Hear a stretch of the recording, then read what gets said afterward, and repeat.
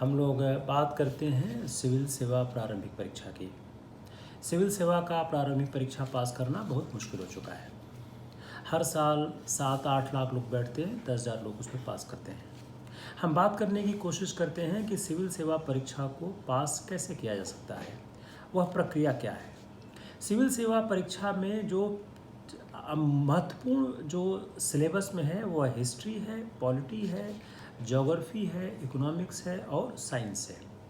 यह 5 सबसे important part आपके सिविल सर्विसेज प्रारंभिक परीक्षा में पाठ्यक्रम में आते हैं।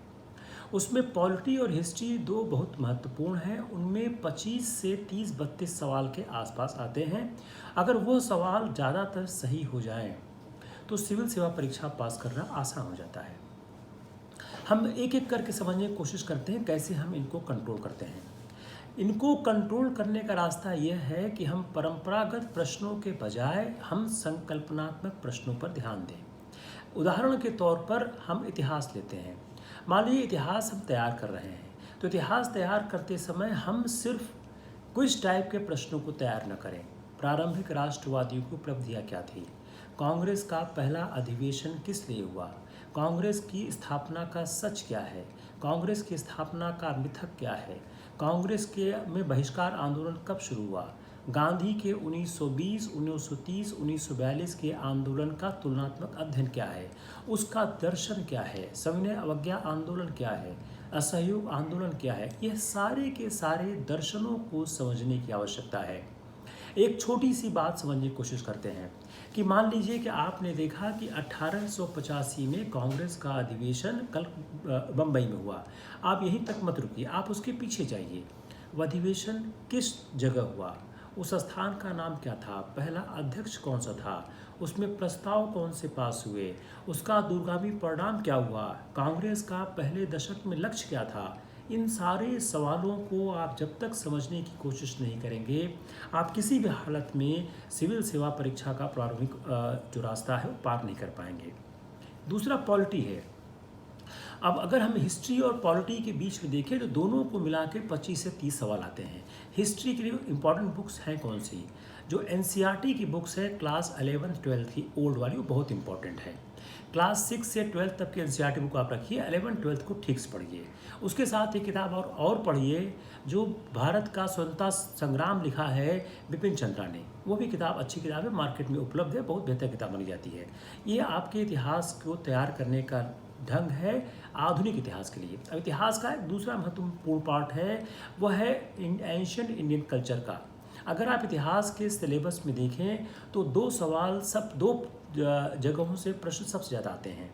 एक नेशनल मूवमेंट से, दूसरा एंशिएंट इंडियन कल्चर से। मिडिल इंडिया से सवाल कम आते हैं, 2 ही 3 सवाल आते हैं, ज़्यादा सवाल नहीं आते हैं। वो ज़्यादातर सवाल आर्ट, आर्किटेक्चर और कल्चरल इशूज़ से आते हैं। जो एंशिएंट इंडिया है उसमें ज़्यादातर सवाल आपके कल्चर से आते हैं, पॉलिटिकल हिस्ट्री के सवाल कम आते हैं। तो अगर आप एनसीईआरटी पढ़ें, एनसीईआरटी के साथ साथ आप मॉडर्न इंडिया पे आप बिपिन चंद्रा की किताब पढ़ लें। कल्चर पे किताबों की बड़ी समस्या है कि एक कोई कंपोजिट किताब नहीं मिलती है। एक चोपड़ा पुरीदास की किताब अच्छी है, एल बाशम की किताब अच्छी है, लेकिन दोनों को पढ़ना आसान नहीं होता है। पॉलिटी में आप पढ़ते समय एक तो एम लक्ष्मीकांत की किताब पढ़ें, दूसरा बेयर एक्ट साथ रखें।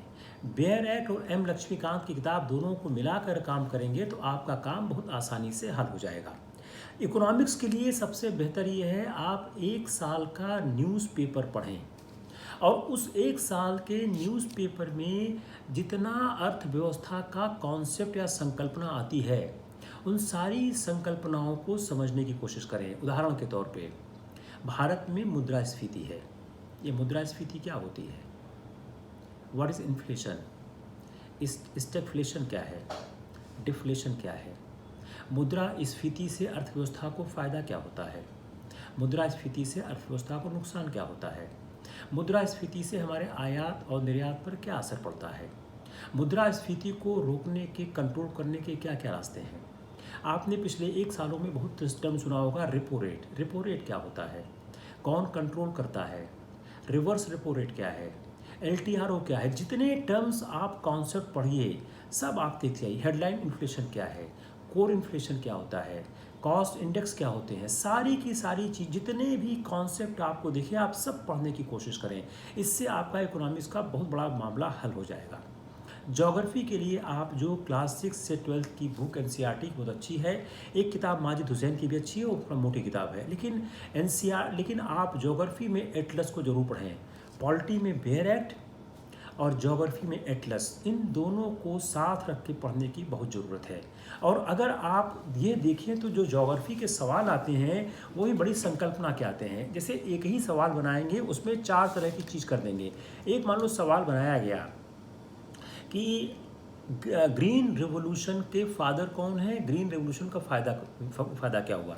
जैसे ही आपने रेवोल्यूशन टर्म देखा, आप सारा रेवोल्यूशन याद करिए। ग्रीन रेवोल्यूशन क्या है, ब्लू रेवोल्यूशन क्या है, गोल्डन रेवोल्यूशन क्या है, ब्लैक रेवोल्यूशन क्या है, एवरग्रीन रेवोल्यूशन क्या है, रेनबो रेवोल्यूशन क्या है। जहां आपको एक कोई शब्द दिखे, आप उसके आसपास घूमना शुरू कर दीजिए, तभी आप जाकर इसको कंट्रोल कर पाएंगे। साइंस के लिए आप क्लास 6 से 10 तक की एनसीईआरटी पढ़ें। साइंस में बहुत कॉन्सेप्ट में परेशान होने की कोई ज़रूरत नहीं है। साइंस बेसिकली पूछते हैं वो लोग जो जीवन में, आम जीवन में प्रयोग किए जाते हैं। तो आम जीवन के प्रयोग का साइंस समझने की कोशिश करें। आप एक काम आप और करें जो मैं सबको कहता हूं कि आप पिछले 10 से 15 साल के सिविल सेवा के सारे क्वेश्चन को सॉल्व करिए। उस क्वेश्चनों को मत सॉल्व करिए, उस क्वेश्चन से जुड़े सारे क्वेश्चन आप सॉल्व करिए।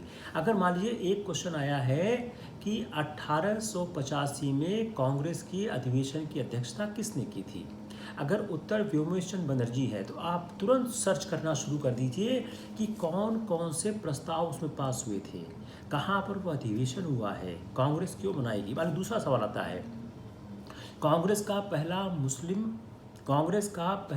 मुस्लिम अध्यक्ष कौन हुआ है, उत्तर मान लीजिए बदरुद्दीन तैयब जी हैं। फिर आप सर्च करिए कि कांग्रेस का यह जो मुस्लिम अध्यक्ष हुआ कौन सा अधिवेशन था, वह कहाँ पर हुआ, कांग्रेस के कितने मुस्लिम अध्यक्ष हुए हैं, मौलाना अबुल कलाम आज़ाद कांग्रेस के यंगेस्ट अध्यक्ष कब हुए थे। जितने उस मुद्दे से जुड़े प्रश्न हैं, आप सब के सब प्रश्न तलाश करना शुरू कर दीजिए।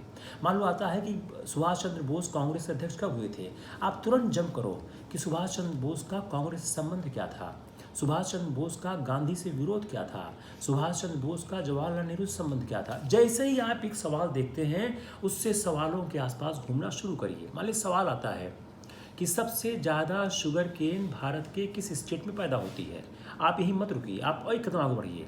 सबसे ज़्यादा शुगर केन विश्व में कहाँ होती है, सबसे ज़्यादा राइस भारत में कहाँ होता है, सबसे ज़्यादा गेहूं भारत में कहाँ होता है, गेहूं में, राइस में विश्व में सबसे अग्रणी कौन है। जैसे ही एक सवाल मिलता है, उस सवालों की आप समीक्षा शुरू कर दीजिए। जितना ही समीक्षा आप ज़्यादा करेंगे उतने ही सवाल मिलेंगे।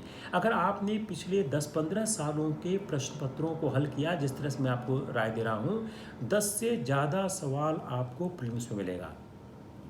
न्यूज़पेपर आप ज़रूर पढ़ें। एक न्यूज़पेपर पढ़ें जनरल, हिंदू या इंडियन एक्सप्रेस, और एक पढ़ें इकोनॉमिक्स का बिजनेस स्टैंडर्ड या इकोनॉमिक टाइम्स। हिंदी वाले जनसत्ता पढ़ सकते हैं, हालांकि जनसत्ता उतना अच्छा नहीं जितना अच्छा हिंदू या इंडियन एक्सप्रेस है, और बिजनेस स्टैंडर्ड हिंदी और इंग्लिश दोनों में आता है। यह एक प्रक्रिया है, अगर इसका आप पालन करेंगे तो निश्चित रूप से आपको सफलता बेहतर मिलेगी। हम लोग एक ऑनलाइन कोर्स चलाते हैं, online IAS classes by Virendra Ojha, वह यूट्यूब पर है। मैं एक आईआरएस ऑफिसर हूँ, मैं कमिश्नर इनकम टैक्स हूँ। उसमें 4 से 5 अध्यापक काम करते हैं, वो सारे के सारे अध्यापक सिविल सेवा के हैं। यह एक निःशुल्क चैनल है, और हम लोग पूरी कोशिश करते हैं कि हम आपके सिलेबस को पूरा करें।